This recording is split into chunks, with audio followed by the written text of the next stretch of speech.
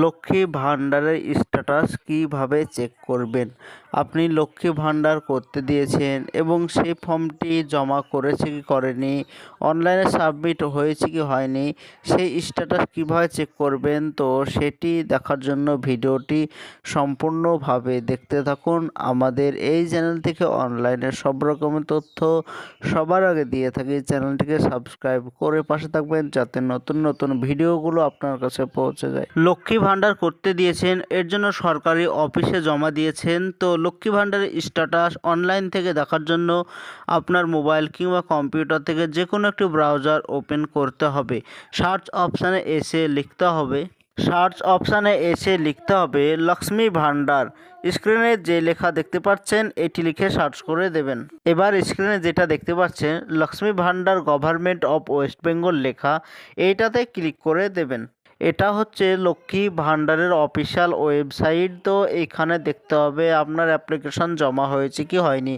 তো অ্যাপ্লিকেশান জমা হয়েছে কি হয়নি সেটি দেখার জন্য উপরে দেখতে পাচ্ছেন ট্র্যাক অ্যাপ্লিকেশান স্ট্যাটাস লেখা দেখতে পাচ্ছেন, এইটাতে ক্লিক করে দেবেন। এবার এরকম একটি পেজ চলে আসবে। তো এখানে চারটিভাবে চেক করতে পারেন। তো অ্যাপ্লিকেশান আইডি, মোবাইল নম্বর, আধার কার্ড নম্বর, স্বাস্থ্য সাথী কার্ড নম্বর। তো এখানে সবথেকে ভালো হয় আধার কার্ড নম্বর দিয়ে চেক করলে। তো এইখানে আধার কার্ড নম্বর আপনি সিলেক্ট করে দেবেন। এবার আপনার আধার নম্বর সঠিকভাবে এই ঘরে বসিয়ে দেবেন।